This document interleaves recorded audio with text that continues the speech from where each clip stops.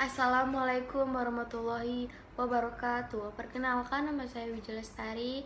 Saya dari kelas 3A Ilmu Pemerintahan, Fakultas Ilmu Sosial dan Ilmu Politik, Universitas Muhammadiyah Tangerang. Dengan adanya video ini, saya ingin menjawab tugas AIK 3 yang diberikan oleh dosen Bapak Lutfan Hakim. Tugas yang pertama adalah bagaimana cara memilih pasangan hidup, baik calon suami ataupun calon istri menurut Islam. Saya akan menjawab tugas nomor 1. Dalam Al-Quran telah dijelaskan salah satu tujuan utama pernikahan adalah memiliki kehidupan yang sakinah, mawadah, dan warahmah. Dan Allah berfirman dalam surat Ar-Rum ayat 21, yang artinya, di antara tanda-tanda kekuasaannya ialah Dia yang menciptakanmu, istri-istrimu, jenismu sendiri, supaya kamu cenderung lebih nyaman, lebih merasa tentram kepadanya, dan jadikannya di antaramu rasa kasih sayang. Sesungguhnya yang pada demikian itu benar-benar terdapat tanda-tanda bagi kaum yang berfikir. Dan Allah menciptakan makhluk hidup secara berpasang-pasangan. Dapat dijelaskan di surat Az-Zariyat ayat 49. Dan dalam memilih calon pasangan istri maupun calon pasangan suami, Rasulullah SAW pernah berpesan. Yang pertama, kita harus memperhatikan kesiapan hati calon seorang pengantin. Yang kedua, tahu calon pengantin istri dan calon pengantin suami. Dan yang ketiga, kita harus bermusyawarah dengan keluarga. Dan yang keempat, kita harus melaksanakan sholat istikharah agar meyakinkan hati kita untuk menjenjang pernikahan tersebut. Dan yang kelima, meminang dengan baik-baik. Dan soal yang kedua adalah apa bekal yang harus dipersiapkan oleh calon istri ataupun calon suami menurut Islam. Dan jawabannya adalah, dalam membangun sebuah pernikahan, kita harus memiliki tujuan yang sakinah, mawadah, dan warahmah. Untuk mencapai tujuan tersebut, sebaiknya dipersiapkan sebelum pernikahan itu berlangsung. Dan saya ingin memberitahukan apa saja persiapan sebelum menjalani pernikahan.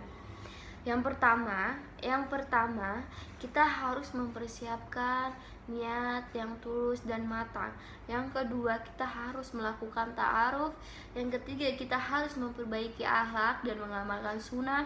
Yang keempat, kita harus sabar mengelola emosi. Dan yang kelima, kita harus wajib mengikuti konseling pranikah. Berikut soal nomor 3, bagaimana cara memelihara kelangsungan rumah tangga menurut Islam?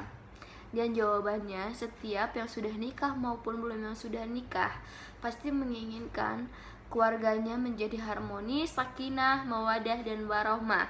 Dan tidak hanya untuk hidup 5-10 tahun, tapi selama seumur hidup. Lantas, bagaimana cara memelihara keluarga agar menjaga keharmonisan rumah tangga? Berikut ada beberapa cara menurut Islam. Dan berikut ada beberapa cara. Yang pertama, kita harus berperilakuan baik terhadap suami ataupun istri dan menjaga ketaatan. Yang kedua, saling memahami. Yang ketiga, saling jujur.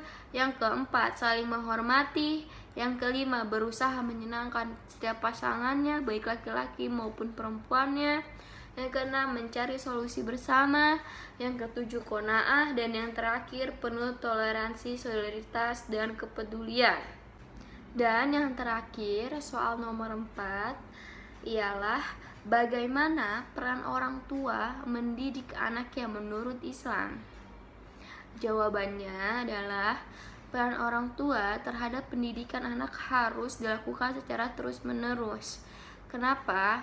Karena dari awal anak sudah dipersiapkan untuk hidup dalam suasana yang islami, sehingga ketika anak sudah dewasa, anak tersebut memiliki pegangan ajaran Islam dan tidak terjerumus dalam hal-hal yang dilarang oleh Allah Subhanahu wa Ta'ala.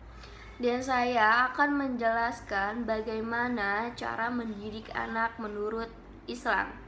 Yang pertama, kita harus mengajarkan ilmu pengetahuan agama Islam dari sejak dini. Yang kedua, kita harus menanamkan keimanan dalam jiwa anak. Yang ketiga, kita harus mendidik anak agar taat menjalankan agama. Dan yang keempat, mendidik anak agar berbudi pekerti yang mulia dan yang baik.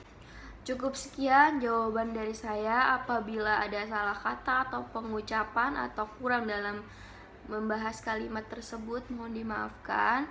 Saya akhiri dengan wabillahi taufiq wal hidayah. Wassalamualaikum warahmatullahi wabarakatuh.